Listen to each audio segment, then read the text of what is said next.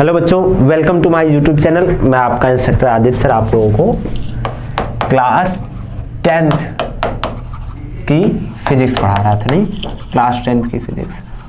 उम्मीद है अब जो बच्चे मुझसे ये कह रहे थे सर नॉइस आ रही है, इको आ रही है, वॉइस की प्रॉब्लम है, अब नहीं होगी। क्यों? अच्छा, एक खास बात यार, तुम लोग वीडियो देखते नहीं हो, है ना? बहुत कम लोग देखते हो। आपको एक बात बता दूं, एग्ज़ाम आपका कंपलसरी है होगा। बेहतरी इसी में है कि लगातार सारी क्लासेस करो सभी सब्जेक्ट की। एक सब्जेक्ट से काम नहीं होने वाला, एक सब्जेक्ट से काम नहीं होने वाला, इस बात का बहुत ध्यान रखना। एग्ज़ाम होंगे ये निश्चित है, सीबीएसई ने कह दिया कि आपका एग्ज़ाम होगा ही होगा। तो आपको क्लास करनी है, पढ़ना है, बाकायदे नोट्स बनानी है। और सबसे खास बात ये कि भाई रिटन एग्ज़ाम होना है, याद रखना। एग्ज़ाम से रिलेटेड कुछ बातें मैं आपको बता दे रहा हूँ। रिटन एग्ज़ाम होना है और ये एग्ज़ाम होकर रहेगा, ध्यान रखना। एग्ज़ाम होकर रहेगा और आपको पढ़ना पड़ेगा।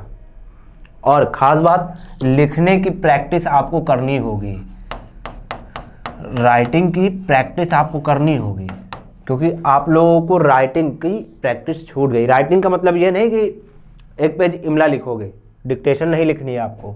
आपको जो काम करना है वो ये है कि सर ओम्स लॉ जो आया है उसको कैसे लिखा जाए, ठीक है? हाउ टू राइट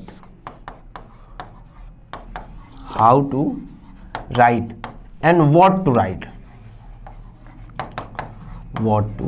राइट, ये दो चीज़ों पर आपको बहुत खास ध्यान रखना है। एक और ख़ास बात, आपकी अभी प्रैक्टिकल वगैरह का कोई वर्क नहीं हुआ है, ठीक है? तो उससे भी रिलेटेड सूचना मैं आपको जल्दी दे दूंगा। क्लास करते रहोगे तो सारी चीज़ें पता चलते रहेंगे। आप क्लास नहीं करोगे चीज़ें छूट जाएंगी। अगर ये छूट गया तो इंटरनल आपका चोरी हो जाएगा। क्या हुआ? क्या बोला? इंटरनल आपका चोरी हो जाएगा। तो चोरी होने से बचाना है इंटरनल के मार्क्स, तो बहुत ज़रूरी है कि करते रहो क्लास। क्या कहते हो? बात समझ आई? बहुत बच्चे कह रहे हैं सर गुरुजी है कोरोना आएगा, वह ओमिक्रॉन कोरोना। तो हमारे स्कूल में एक सूक्ति लिखी हुई थी, सुना देते हैं आपको, ठीक है? सूक्ति क्या थी कि ध्यान से सुनना, नज्म की 2 लाइनें हैं। लिखा था, कुछ तो पर्देदारी रख। क्या बोला? कुछ तो पर्देदारी रख, राख तले चिंगारी रख। कुछ तो पर्देदारी रख, राख तले चिंगारी रख। अमन है ज़रूरी लेकिन लड़ने की तैयारी रख। अमन मतलब शांति, है ना? शांति ज़रूरी है, बिल्कुल सच बात है। शांत रहो, टेंशन लेने की ज़रूरत नहीं है, लेकिन लड़ने की तैयारी रखनी चाहिए इंसान को। कब युद्ध हो जाए, यानी कि आप कह दो सर एग्ज़ाम है, कोरोना है, ओमिक्रॉन आ गया, पेपर हमारा कैंसिल होना है। भाई ध्यान रखना, कैंसिल होने की संभावना कम है। क्या बोला मेरे लाल? कम है कैंसिल होने की संभावना। एग्ज़ाम होगा आपका पोस्टपोन, ठीक? एग्ज़ाम आपका कुछ दिन डिले हो जाएगा और सीबीएसई कुछ देर में पेपर करा लेगा, लेकिन कराएगा ज़रूर। और ये भी ध्यान सुन लो, क्योंकि ओमिक्रॉन के बारे में बहुत खास बात, अभी तक उसका डेथ रेट बहुत अच्छा नहीं है। ओमिक्रॉन जिसको हुआ है उसकी इम्यूनिटी बढ़ गई, ठीक? तो ये मान लो कि क्योंकि ओमिक्रॉन खतरनाक नहीं है तो आपके पेपर होने की संभावना बढ़ जाती है। सीबीएसई ने कहा 20 मार्च के आसपास वो आपका पेपर स्टार्ट कर देगा। तो क्लास करते रहना, पढ़ते रहना, कोई टॉपिक छूटना नहीं चाहिए, चाहे जहाँ से पढ़ो, चाहे जहाँ से पढ़ो। मेरे से पढ़ोगे तो अच्छी बात है, नहीं पढ़ोगे तो और अच्छी बात है, बस पढ़ते रहोगे, ये अच्छी बात और होनी चाहिए। चलो, हमारा जो टॉपिक था, हमने बच्चे पढ़ा कि ओम्स लॉ क्या होता है ना। पिछली क्लास मैंने जो ली थी, चैप्टर आपका चल रहा है इलेक्ट्रिसिटी। चैप्टर कौन सा चल रहा है बेटा? चैप्टर चल रहा है इलेक्ट्रिसिटी। इलेक्ट्रिसिटी में आपने ओम्स लॉ पढ़ लिया, रेजिस्टेंस पढ़ लिया। ओम्स लॉ पढ़ा और रेजिस्टेंस पढ़ लिया। मैंने आपको कहा था कि आपको पढ़ना है एक्सपेरिमेंटल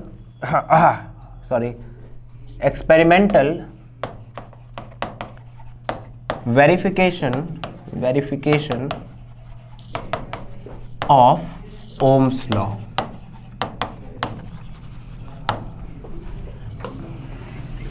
आपके में एक्सपेरिमेंट बेस्ड क्वेश्चन फिजिक्स में आने हैं।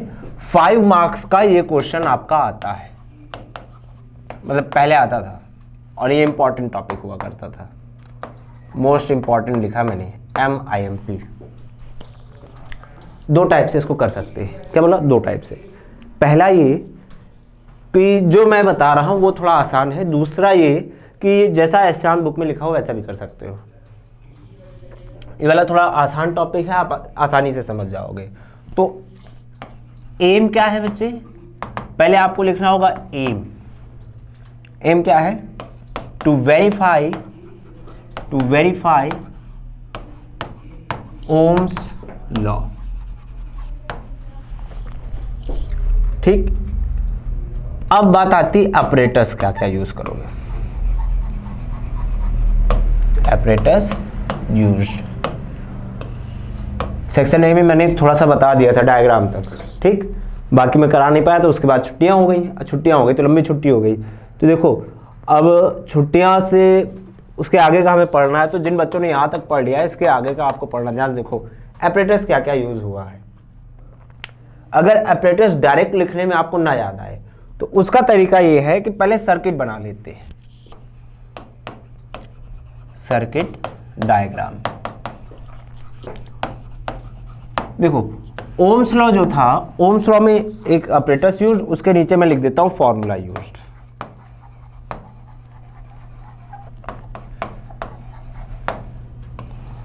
देखो फॉर्मूला क्या है इसका? V is directly proportional to I। ये फॉर्मूला है जिसमें आप ये कह सकते हो V equals to I R, जहां पर R रेजिस्टेंस है और ये कांस्टेंट है। रेजिस्टेंस है और ये कांस्टेंट है, ध्यान रखना। ये आपको थ्योरी में लिखना है। ऑपरेटर्स क्या क्या यूज होगा उसको मैं बताता हूं। सर्किट डायग्राम देखते हैं पहले। आपने कहा वायर लिया और एक लगा दिया रेजिस्टेंस, ठीक। तो आपने सबसे पहला जो इंस्ट्रूमेंट यूज किया वो क्या है? वायर। तो पहले नंबर पे आप लिखेंगे कनेक्टिंग वायर्स, या सिंपल वायर भी लिख सकते हो, कोई दिक्कत नहीं। आपने कहा वायर यूज होगी। फिर आपने कहा एक कांस्टेंट रेजिस्टेंस यूज किया है क्या? देखो आपने कहा एक कांस्टेंट रेजिस्टेंस आपने यूज किया है जो R के बराबर है। आपने कहा रेजिस्टेंस।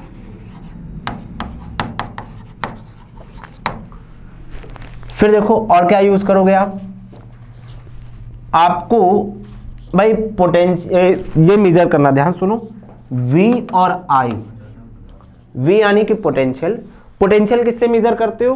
पोटेंशियल मेजर करने के लिए डिवाइस आप यूज करते हैं, उस डिवाइस का नाम है, ध्यान सुनो, पोटेंशियल मेजर करने के लिए जो डिवाइस आप यूज करते हो वो है वोल्ट मीटर, है ना। आपको V और I ये मेजर करना है। तो आपने कहा 2, यहां तीसरे नंबर पे आता हूं, वोल्ट मीटर। चौथे नंबर पे जो डिवाइस आपको यूज करनी है करंट के लिए, करंट के लिए क्या मेजर करते हो आप? एमीटर।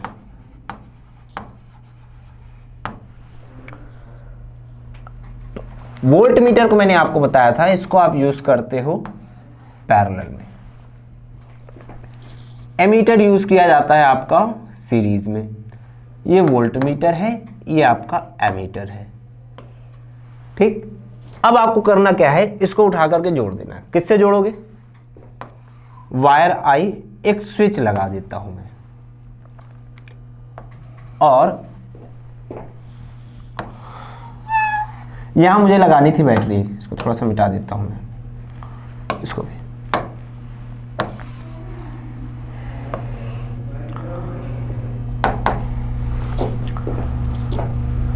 हाँ, उधर से ले आके जोड़ता हूँ, थोड़ा सा आसान रहेगा मेरे लिए डायग्राम बनाने में, समझाने में। Positive negative, positive negative, positive negative, positive negative, positive negative, 1 2 3 4 5। बच्चे मैंने यहाँ पर 5 सेल लगाए हैं। ध्यान रखना 5 सेल लगाए हैं, वो भी सीरीज में, 2 बार में है ना, देखो हाँ 2 बार में। आपने क्या किया, यहां देखो इतने हिस्से को, सेल के कॉम्बिनेशन को आप कहते हो बच्चे बैटरी।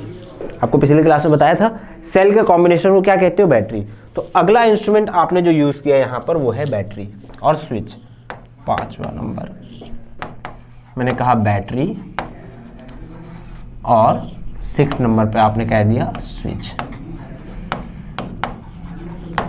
ठीक, तो 6 इंस्ट्रूमेंट आपने यूज किए। अब देखो ये बहुत ज्यादा इंपॉर्टेंट है, एक एक चीज आपको लिखनी पड़ेगी। आपने कहा भाई ये तो सर्किट डायग्राम हो गया, अब ये इस वायर को लेके आए यहां पर, मतलब यहां तक लेके आओगे आप, इस जगह तक, यहां तक लेके आए। ऑब्जर्वेशन के लिए आपको टेबल बनानी है। आपने कहा सर्किट डायग्राम हो गया, अब आप करोगे ऑब्जर्वेशन।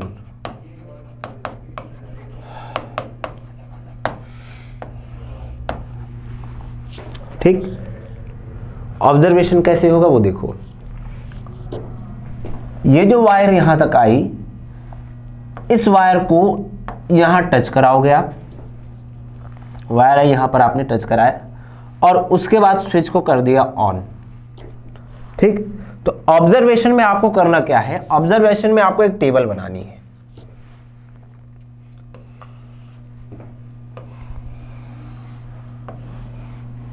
आपने कहा सीरियल नंबर,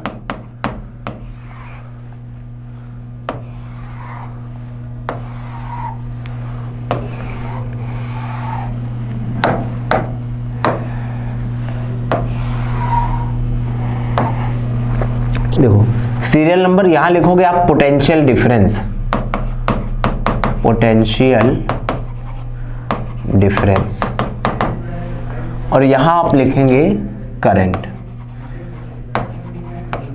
ठीक, अब देखो सीरियल नंबर 1, पहली रीडिंग आपको लेनी है। ये एक्सपेरिमेंट है, इस बात का ध्यान रखना, बहुत सीरियस होकर के पूरा वीडियो देखोगे और पूरा एक्सपेरिमेंट आपको कॉपी पर लिखना है। बहुत ज्यादा इंपॉर्टेंट है, 5 नंबर का आना है, 5 मार्क्स का क्वेश्चन छूटना नहीं चाहिए, बात का ध्यान रखना। आपने कहा यहां जब किया तो मान लो शुरुआत में जो, अब ध्यान सुनो, जब आपने इस स्विच को यहां लगाया है, ये आई, ये टैपिंग की बोलते हैं इसको, तो आपने जैसे टैपिंग की यहां पर लगाई तो करंट, ध्यान सुनो, ये पॉजिटिव टर्मिनल है, ये नेगेटिव टर्मिनल है। सबसे पहली बार में सिर्फ ये बैटरी काम आ रही है, करंट आई यूं गई और वापस यहां चली गई। 1 2 3 4, 4 बैटरी हमारी, जो कह दूं 4 सेल हमारे बेकार है, सर्किट में काम नहीं आ रहे। तो आपने कहा इस बार जो पोटेंशियल है सर्किट में, जैसे करंट फ्लो होगी तो यहां पर करंट हमारी आई, सॉरी, यहां पर हमारी जो करंट आएगी शुरुआत में I1, और यहां से जो पोटेंशियल रिलीज हो रहा है वो हो गया V1। I1 कैसे पता चलेगा, ये है हमारा एमीटर, एमीटर में रीडिंग आएगी रिफ्लेक्शन, जैसे ही रिफ्लेक्शन आया आपने रिफ्लेक्शन को नोट कर लिया, sir reflection and deflection. Potential volt meter में, ध्यान सुनो, ये रहा वोल्ट मीटर, वोल्ट मीटर में जो रीडिंग आएगी उसको आपने यहां पर लिखा V1, एमीटर में जो रीडिंग आएगी उसको आपने यहां लिख दिया I1। ठीक, ये आपने किया। वापस आए, अब स्विच को कर दोगे आप ऑफ, फिर इस टैपिंग की को उठाओगे, और इस बार आपने क्या किया कि इस टैपिंग की को घुमाया और यहां पर ले आकर के टच करा दिया।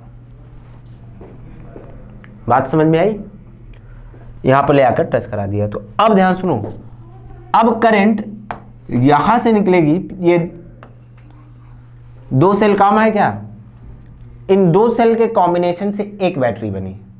आपने कहा यहां से करंट आई, स्विच आपने ऑन किया, तो इस बार करंट चेंज हो जाएगी क्योंकि पोटेंशियल हो गया चेंज।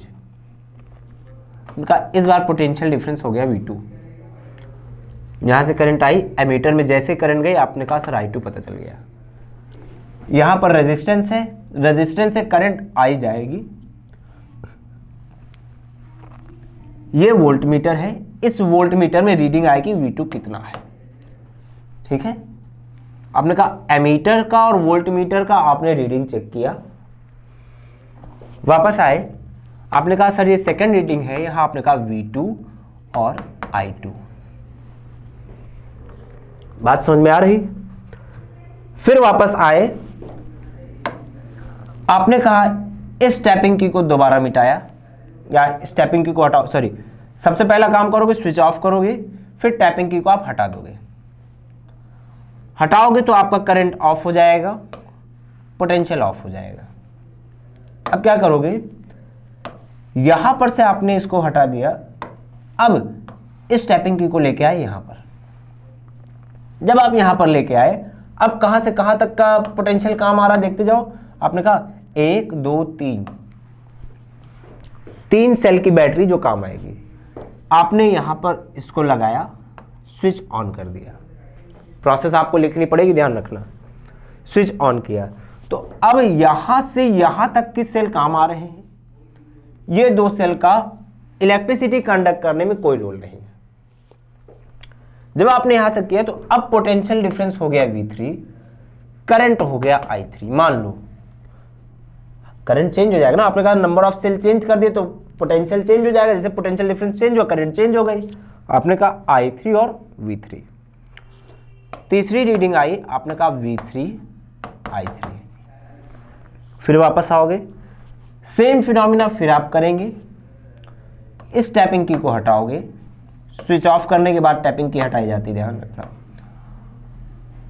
ये लगाया, अब पोटेंशियल जो है हमारा वो चेंज हो गया, पोटेंशियल हो गया मान लो V4, करंट हो गया I4। स्विच ऑन करते ही ये दोनों रीडिंग आ जाएगी। आपने जैसे रीडिंग ऑन की तो चौथी रीडिंग आपने लिखी, आपने कहा V4 और I4। ठीक, सिमिलरली ऐसे ही आप पांचवी रीडिंग भी लेंगे और यहां आएगा V5 और I5। ठीक, ये आपका रीडिंग है। आप चाहो तो इसको ऐसे भी बना सकते हो, ऐसे डॉटेड बना लोगे इसको। ठीक है, यहां पर लिख दोगे V1, V2, V3, V4 और यूं बना लोगे आप V5। चाहे जैसे आप इसको बना सकते हो, ये आप पर डिपेंड करता है। ये डॉटेड बनाना तो आपको पता रहेगा, ठीक है, कि आप बार बार इसको चेंज कर रहे हैं। जो मेन सर्किट डायग्राम बनेगा वो आपका ऐसा बनेगा। ठीक है, आपने सर्किट डायग्राम बना लिया, ये आपका ऑब्जर्वेशन का टेबल हो गया। अब इस ऑब्जर्वेशन टेबल में आप करो क्या, मीन पोटेंशियल निकालोगे, sorry mean potential difference.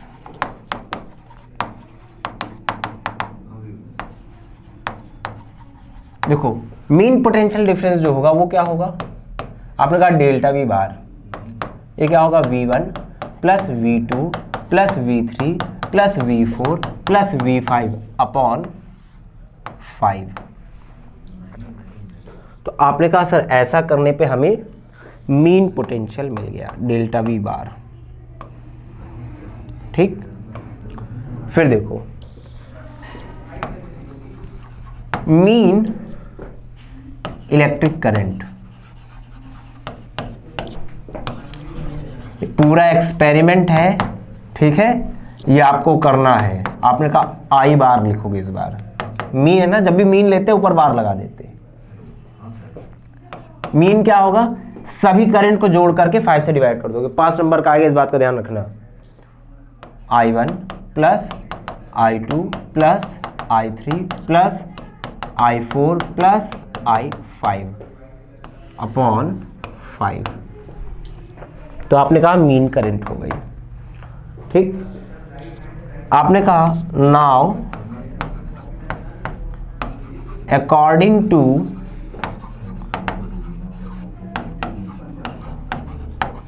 Ohms law. ठीक, अब ध्यान सुनते जाना क्या चल रहा है। ओम्स लॉ के according delta V bar should be equals to I bar into R, यानी कि R equals to delta V bar upon I। आपने कहा रेजिस्टेंस आ गया। ठीक है, ये जो रेजिस्टेंस आया है, इस रेजिस्टेंस को वेरीफाई करने के लिए आप बनाओगे ग्राफ। क्या बोले बच्चा? बनाओगे आप ग्राफ। ग्राफ कैसे होगा वो ध्यान सुनो।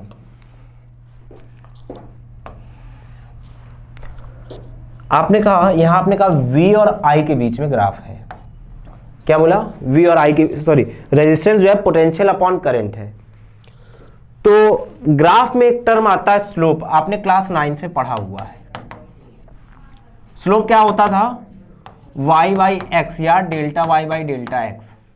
यानी कि अगर मैं ग्राफ बनाऊं, ये कह दूं ये x एक्सिस है, ये y एक्सिस है और ये कोई लाइन है। इस लाइन का स्लोप निकालने के लिए आप दो पॉइंट लेते थे, यूं बनाते थे, ये आता था आपका डेल्टा y और ये आता था आपका डेल्टा x।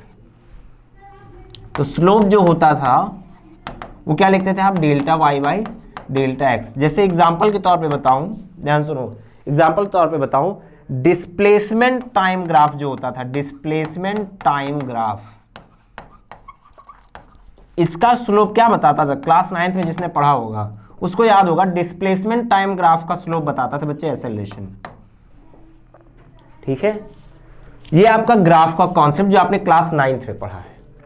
सेम कॉन्सेप्ट आपको यहां लगाना है। अगर आपको ये कॉन्सेप्ट लगाना है, मैं इसको थोड़ा सा और किनारे से स्टार्ट करता हूं।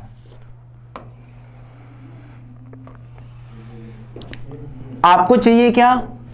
R क्या है? देखो R है V अपॉन I, है ना? तो V ऊपर है, ऊपर कौन होता है? Y axis. ठीक, तो आपने कहा पोटेंशियल आप इधर लिखोगे, पोटेंशियल आप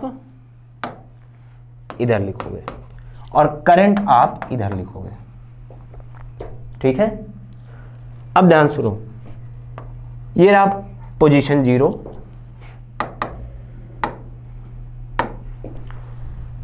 थोड़ी थोड़ी दूरी पर आप करो क्या? नंबरिंग लिखोगे 1 2, या ऐसा करता हूं इसको मैं, आपने यहां पर जो रीडिंग ली है यही तो लिखना है ना, I1 I2 I3 I4 I5 और V1 V2 V3 V4 V5।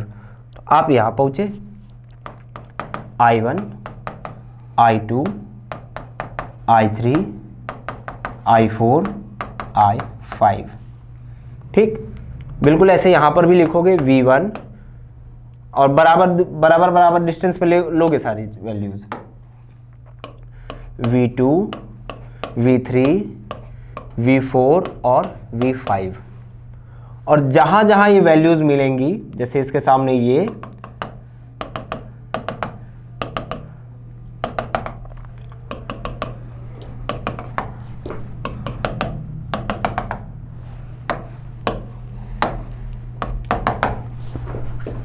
सारी वैल्यूज आपको पता चल गई कौन सी वैल्यूज कहां कहां पर है ना? अब इन सभी वैल्यूज को आप करो क्या? एक स्ट्रेट लाइन से मिला दोगे। जब आपने इन सबको मिलाया तो आपने कहा कि सर ये जो लाइन आई है, द लाइन, या यूं कहूं, ये आपने ध्यान सुनो, इतना आपने ग्राफ बना लिया, ग्राफ का कॉन्सेप्ट कंप्लीट है। अब इस ग्राफ के बाद आपका शुरू होगा कैलकुलेशन। मैं यहीं पर स्टार्ट करता हूं आपका कैलकुलेशन, इसको मिटा दे रहा हूं। ठीक है, ये आपको समझाने के लिए था, इसको लिखना नहीं है। बहुत ज़्यादा कॉन्सेप्चुअल है, जब तक समझा ना दूँ तब तक लिखना नहीं। और ये ध्यान रखना, वीडियो देख करके ही आपको लिखना है सामने से, वरना चीज़ें अगर आप PDF से लिखोगे तो आपको भूल जाएगा। फिजिक्स है, इतिहास नहीं है, हिस्ट्री नहीं, इस बात का ध्यान रखना। फिजिक्स है, कॉन्सेप्ट है, आपको तुरंत का तुरंत लिखना होगा अब भी, वरना चीज़ें भूल जाएंगी। आप बच्चे हो, ब्रह्मा नहीं हो, इस बात का बहुत ध्यान रखना। इंसान हो ना, भगवान नहीं हो। भगवान नहीं तो इस चीज को देखो कैसे आएगा। आपने कहा अब हमारा स्टार्ट होगा कैलकुलेशन।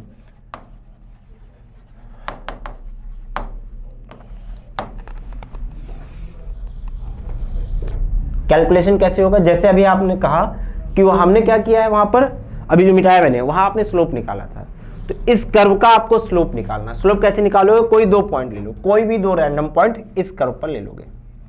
मान लिया एक पॉइंट ये है, या एक पॉइंट ये है और एक पॉइंट ये, कोई भी दो रैंडम पॉइंट ले लेते हैं। काम करता हूं मैं, कलर चेंज करके दिखा तो आपको ज्यादा अच्छे समझ में आएगा। एक पॉइंट ये है, दूसरा पॉइंट ये है, ठीक है। इन दोनों पॉइंट को लेकर के आपको इस ग्राफ का स्लोप निकालना। तो करोगे क्या, एक पैरेलल लाइन एक्स एक्सिस के अलॉन्ग आप चला देंगे, ये रहा एक पैरेलल लाइन। यार इस पे दिख रहा है साफ साफ, क्यों, मुझे लग रहा ना दिख रहा होगा कैमरा में, कंट्रास्ट कम आ रहा ना।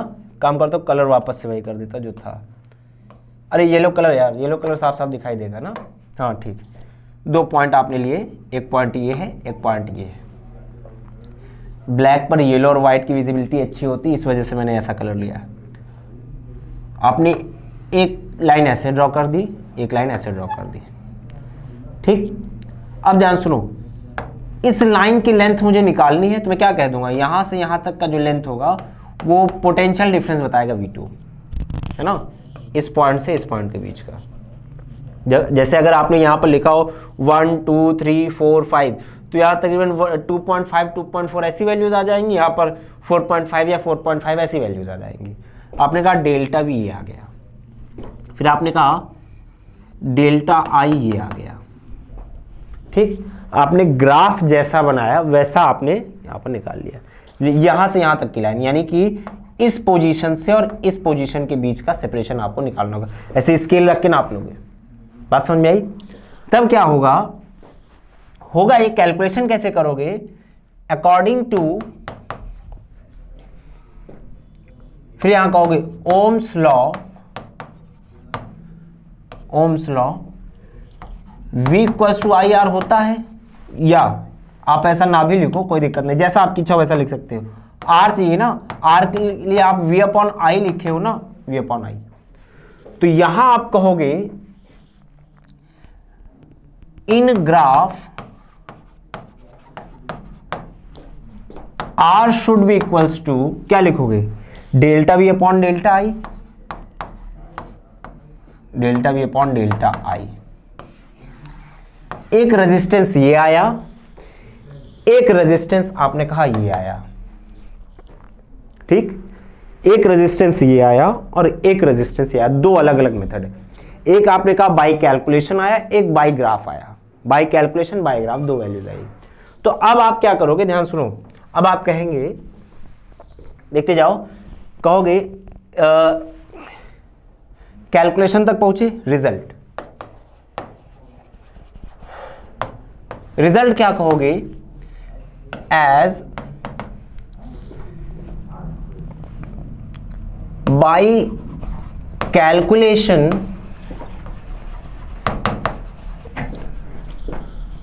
From observation table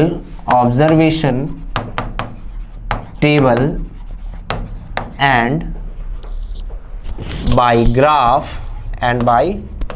graph the values of resistance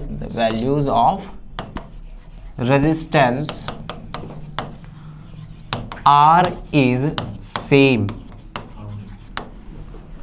hence Ohm's law is verified. Ohm's law is verified, that is V is directly proportional to I, because the VI curve is a straight line,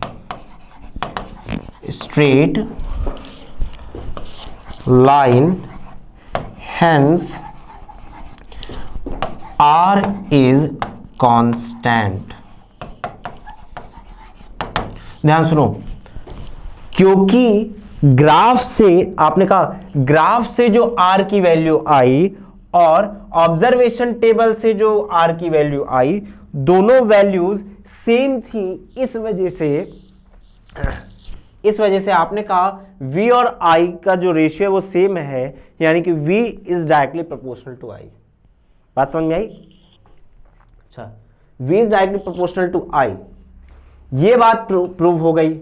अच्छा, ये भी prove करना पड़ेगा कि resistance होता है constant, क्योंकि Ohm's law में आपको बताया था V equals to I R, sorry V is directly proportional to I, V equals to I R, where R is proportionality constant। ऐसी वैल्यू मैंने आपको बताई है। आपको ये प्रूव करना पड़ेगा ये कांस्टेंट है। कांस्टेंट कैसे पता चलेगा? कांस्टेंट ऐसे पता चलेगा कि जो कर्व आया ना, इस कर्व को क्या कहोगे? V I curve. क्या कहोगे बच्चे? क्या कहोगे? V I curve, potential current curve, V I curve. तो वी आई कर्व क्या है? कांस्टेंट है। वी आई कर्व क्या है बच्चे? कांस्टेंट है। तो जब कर्व कांस्टेंट, यानी कांस्टेंट का मतलब स्ट्रेट लाइन, कांस्टेंट मतलब क्या बच्चे? कांस्टेंट का मतलब स्ट्रेट लाइन। जब कर्व स्ट्रेट लाइन है तो आप कहोगे कि आर जो है वो कांस्टेंट है। आर क्या है? कांस्टेंट है। तो ये था आपका ओम्स लॉ। ठीक है, उम्मीद है चीजें आपको समझ में आई होंगी। जो बातें ना समझ में आए वो आप कमेंट बॉक्स में लिखेंगे, और बाकी सभी को आप इन्फॉर्म कर देना कि क्लास करना ज़रूरी है। आपके प्रैक्टिकल की रिगार्ड जितनी जो है इन्फॉर्मेशन होगी वो भी बतानी है। ठीक है, जैसे आपके बारे में ज़्यादा जानकारी मुझे मिलती जाएगी मैं आपको इन्फॉर्म करता जाऊँगा। क्लास करो, क्लास नहीं करोगे तो परेशान रहोगे। ठीक, पढ़ते जाओ यार, कोई दिक्कत नहीं। जो भी आपके डाउट्स होते हैं आप पूछते जाओगे, आपके सारे डाउट हम क्लियर करेंगे।